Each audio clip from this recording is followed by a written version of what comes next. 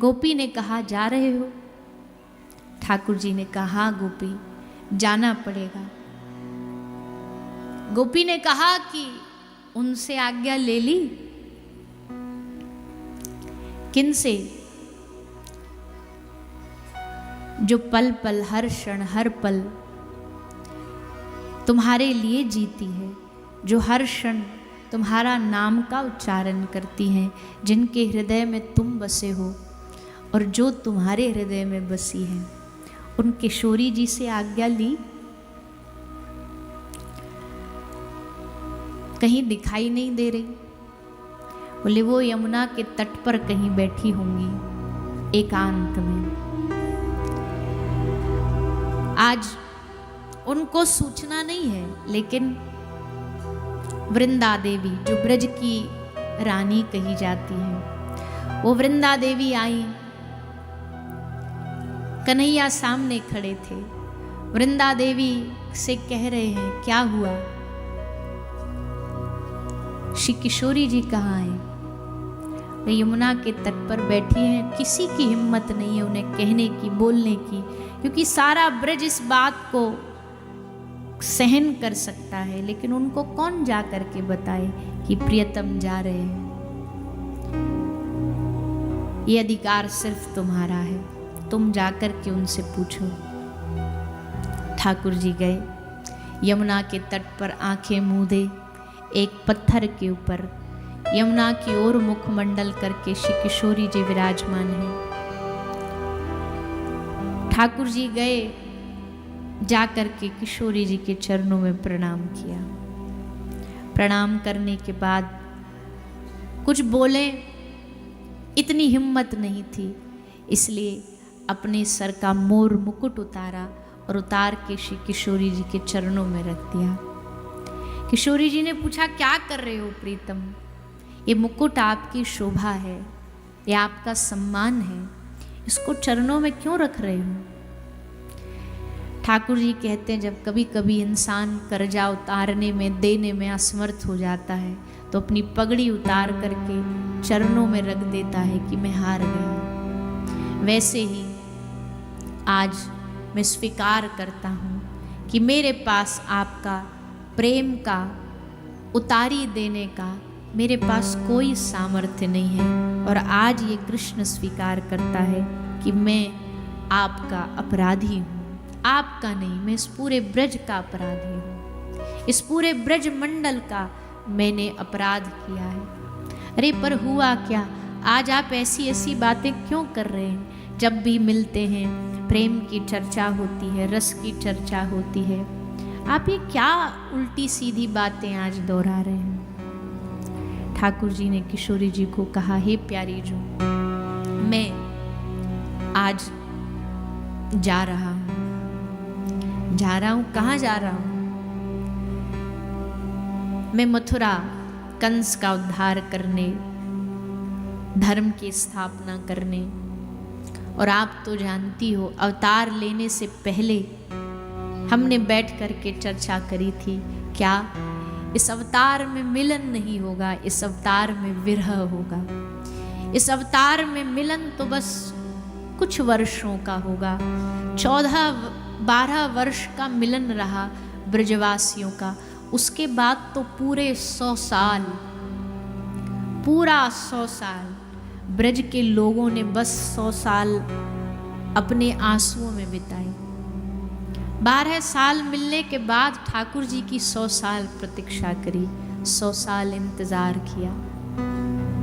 ठाकुर जी ने कहा, हे प्यारी जो, आज मैं मथुरा की ओर प्रस्थान कर रहा हूँ, जाते जाते तुम्हें कुछ दे के जाना चाहता हूँ। क्या दोगे? ये लो। फेंट से बांसुरी निकाली और किशोरी जी के चरणों में रख दी। अब इस बांसुरी का ब्रज से बाहर कोई काम नहीं है। ये बांसुरी यही काम आती थी, इसी धरती पर इसका उपयोग था। अब मथुरा ले जाके क्या करूँगा? ये आपके पास धरोहर है, आप इसे रखो, और जब भी मेरी याद आए तो आप इस बांसुरी को बजा देना। श्री किशोरी जी सुन करके हंसी, क्योंकि कभी कभी विरह अवस्था इतनी बढ़ जाती है जब आंसू नहीं आते। हंसी, खूब जोर से हंसी। बोले तुम बात ही उल्टी करते हो, कहते हो कि जाए तो इसको बजा लेना, बांसुरी कभी नहीं बजेगी। क्यों नहीं बजेगी? क्योंकि प्रियतम याद तो उसकी आती है जो कभी हृदय से भूला जाता हो। जब तुम्हें ये ब्रज भूल ही नहीं पाएगा तो याद की तो प्रश्न ही नहीं उठता। पर चलो, रखी है तुम्हारी बांसुरी मेरे पास धरोवर, जब मन करे तो ले लेना। ठाकुर जी ने कहा, हे प्यारी जो, आज ये ब्रज में आपके भरोसे छोड़ के जा रहा हूं। आज के बाद इस ब्रज को आप संभालना। मैया यशोदा, बाबा, ब्रज की गोपियां, ग्वाला, सबको आप संभालना। विदा लेकर के ठाकुर जी वहां से चले। रथ चला, पूरा ब्रज अश्रुभीनी विदाई करता है। किशोरी जी, इनका क्या कहें, जैसे कन्हैया का रथ गया मूर्छित हो गई, बेहोश हो गई। 1 दिन, 2 दिन, 3 दिन, 4 दिन, 5 दिन तक मूर्छा अवस्था में पड़ी रही। 5 दिन बाद जब होश आया, श्री कीर्ति मैया और वृषभानु जी, ललिता, विशाखा, सब सखियां आसपास इनके विराजे हैं, जगाने का प्रयास कर रहे हैं। 5 दिन बाद मूर्छा खुली, आँख खुली, देखा श्री वृषभानु जी बैठे हैं, कीर्ति मैया बैठी हैं। देख करके पूछती है श्री किशोरी जी, कौन हो आप लोग? वृषभानु जी ने कहा, हम तेरे माता पिता हैं। मैं कौन हूँ? तू राधा है। कौन राधा? श्याम सुंदर की राधा। जैसे नाम श्याम सुंदर सुना, फिर से मूर्छित हो गई, फिर से मूर्छित हो गई। बार बार याद आ जाना, बार बार भूल जाना, ये लीला ही थी जिसने श्री किशोरी जी को और ब्रज के लोगों को जीवित रखा था।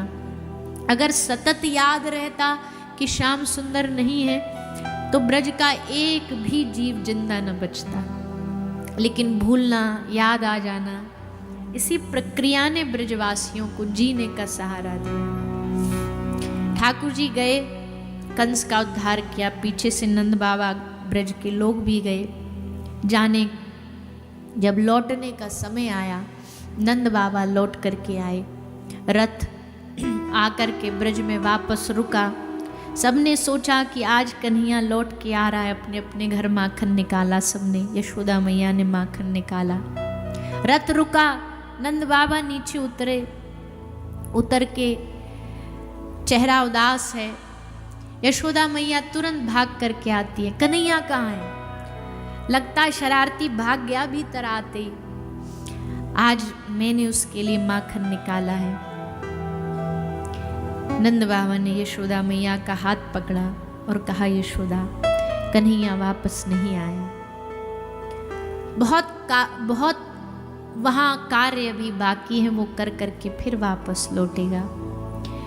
पूरा ब्रज इसी उत्साह में था कि परसों तक श्री ठाकुर जी लौट आएंगे, लेकिन जब वापस ना आए तो पूरा ब्रज विरह के समुद्र में डूब गया।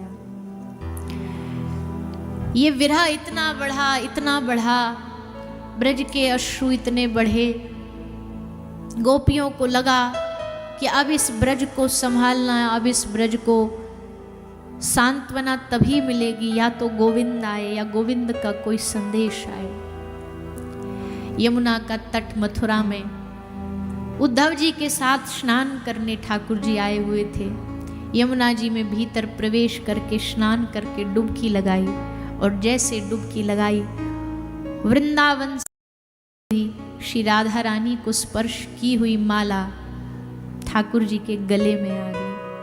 उसकी खुशबू, उसकी सुगंध देख करके समझ गए ये हमारी प्यारी जी के धारण की हुई माला है। विरह बढ़ा। आज तक श्री ठाकुर जी अपना दुख किसी को व्यक्त नहीं कर पाए। एक बहुत बड़े सम्माननीय व्यक्ति का सबसे बड़ा दुख यही है कि वो अपने दुख को चाह करके भी किसी को व्यक्त नहीं कर सकता। कृष्ण छुपाते रहे अपनी पीड़ा, अपनी वेदना, सबके सामने मुस्कुराते रहे। ब्रज की पीड़ा, गोपियों की पीड़ा सब जानते थे, लेकिन कृष्ण की पीड़ा कौन जाने, कृष्ण का विरह कौन जाने। कहीं एक किनारे में चुपचाप जब कोई न देख रहा होता, तब ठाकुर जी वृंदावन की ओर मुख करके वृंदावन की हवा को स्पर्श करते हुए खूब रोते।